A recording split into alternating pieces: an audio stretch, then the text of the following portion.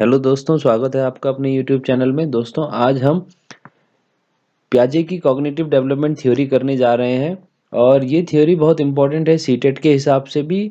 और इस थ्योरी में हम जानेंगे कि किस तरीके से बच्चे का कॉग्निटिव डेवलपमेंट होता है। तो देखते हैं।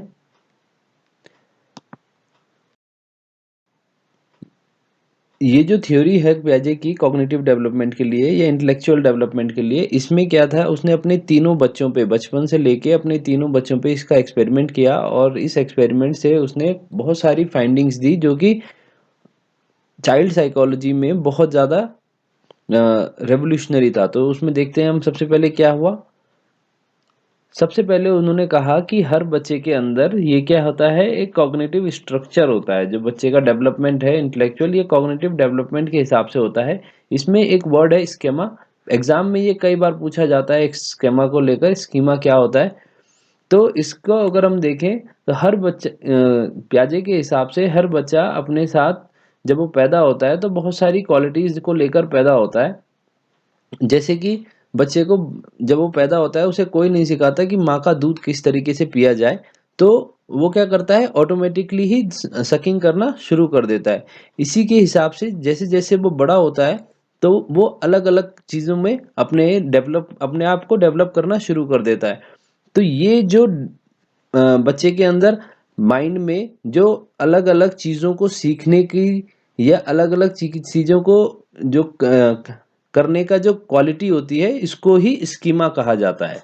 ठीक है। जैसे अगर जब बच्चा छोटा है तो छोटा बच्चा क्या करेगा, उस जैसे ही वो पैदा होता है, अगर आप उसके पास अपनी उंगली उसके हाथ के पास रखेंगे तो वो उसको ग्रैब करेगा। तो ये जो ग्रैबिंग है किसी भी चीज को करने का, ये उसके अंदर ऑलरेडी डेवलप हो चुका है। तो ये भी एक तरीके का इंटेलेक्चुअल डेवलपमेंट है बच्चे का। और इसी तरीके से जैसे जैसे वो बड़ा होता है तो कुछ चीजें जो आप वर्ड्स बोलते हो वो उन्हीं वर्ड्स को रिपीट करना शुरू कर देता है, उन्हीं को ग्रेस्प करके उन्हीं को रिपीट करता है। फिर धीरे धीरे कई सारी चीजों को कैलकुलेट करना शुरू कर देता है। तो ये जो सारी अलग अलग हर काम को करने का जो बच्चे के अंदर क्वालिटी होती है, कैपेबिलिटी होती है, इसको स्कीमा कहा जाता है। अब ये डेवलप कैसे होता है,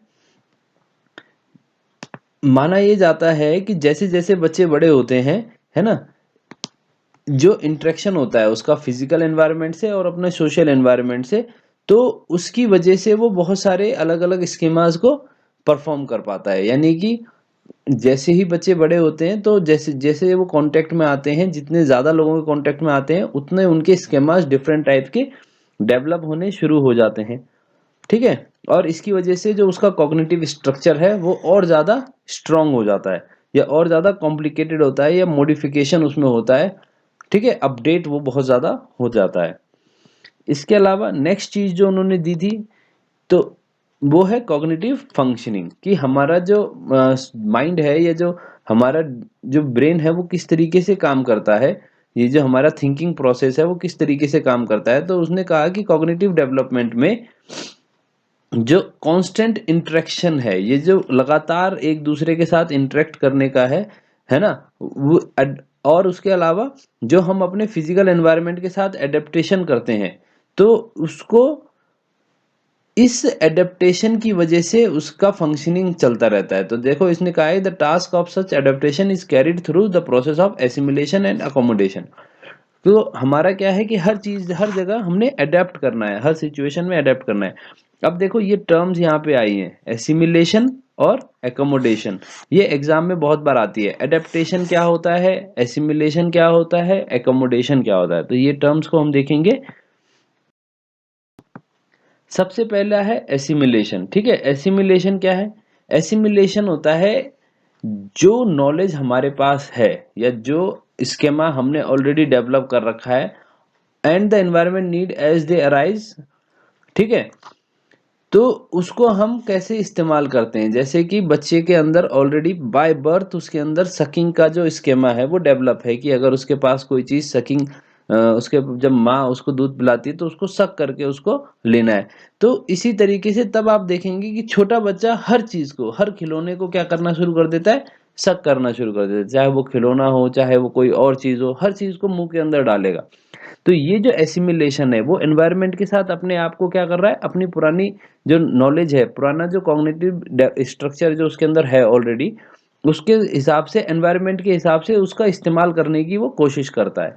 तो इसको बोलते हैं एसिमिलेशन। एसिमिलेशन बहुत इंपॉर्टेंट है, इसको समझ लो कि पुराना जो ऑलरेडी है, उसके हिसाब से जब वो एनवायरनमेंट में अपने उस स्कीमा को इस्तेमाल करता है, या उस अपने उस जो नॉलेज है उसको इस्तेमाल करता है, तो उसको हम कहते हैं एसिमिलेशन। नेक्स्ट है अडॉप्शन या एकोमोडेशन।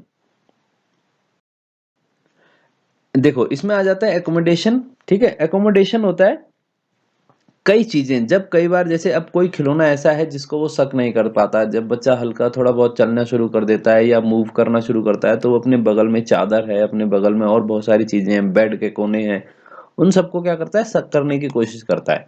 तो जब वो ये सब नहीं कर पाता, जब वो शक नहीं कर पा रहा है अब, तो अब क्या करेगा, वो अपने आप को एडजस्ट करेगा दूसरे सिचुएशन के हिसाब से, और वो क्या करेगा, उन चीजों को या तो धक्का देके गिराएगा या उन्हें फेंकना शुरू कर देगा, ठीक है। तो ये जो चेंज है सिचुएशन के हिसाब से, जब बच्चा अपनी सिचुएशन के हिसाब से अपने आप को एसिमुलेट नहीं कर पाता अपनी चीजों को, तो तब वो नया एक अपने अंदर डेवलप करता है, अपने आप को अपडेट करता है, और उसको बोलते हैं एकोमोडेशन, ठीक है।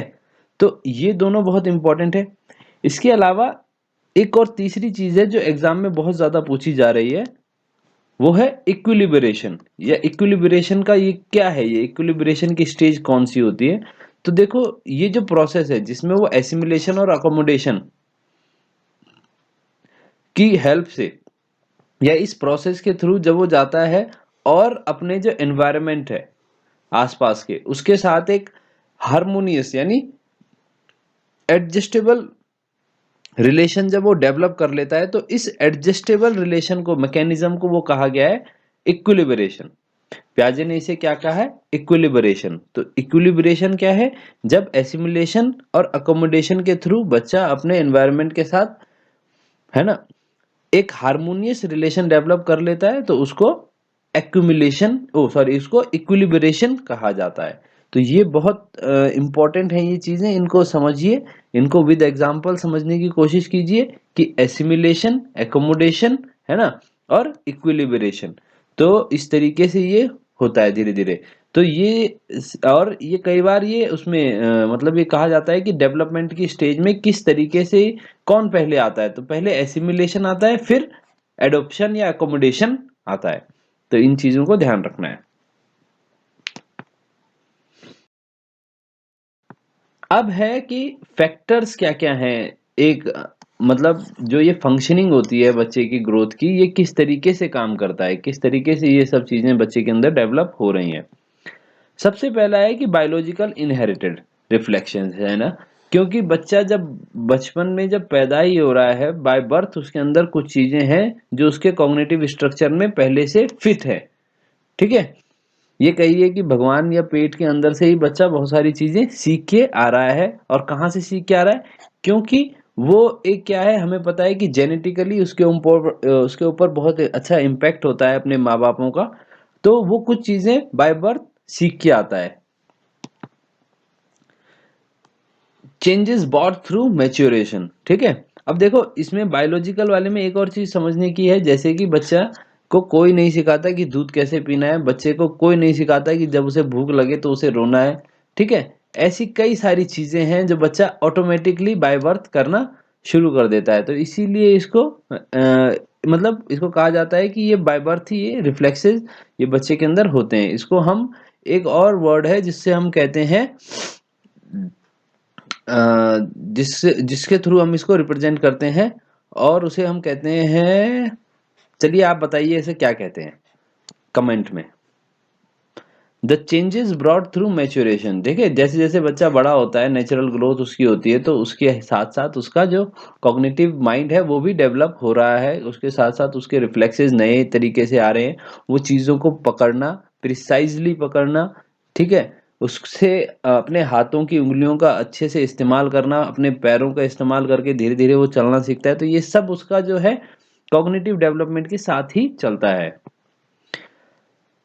और इसके बाद है जो चेंजेस एंड डेवलपमेंट जो उसके एक्सपीरियंस के साथ, यानी एक्सपीरियंस की वजह से होते हैं, किसके साथ? अपने फिजिकल और सोशल एनवायरनमेंट, जितना भी वो इंटरेक्ट करता है उसके साथ जो होता है, तो उसी में, ठीक है, उसमें क्या क्या होता है? एसिमिलेशन, एकोमोडेशन और इक्विलिब्रेशन, ये जो तीनों चीजों के साथ वो ये सीखता है, इसके थ्रू भी बच्चा बहुत कुछ लर्न करता है। तो यहाँ पे ये थियोरी का स्टार्टिंग हो गया है। सेकंड पार्ट में हम देखेंगे कि इंटेलेक्चुअल डेवलपमेंट की स्टेजेस क्या क्या है और कौन कौन से फेजेस उसमें होते हैं।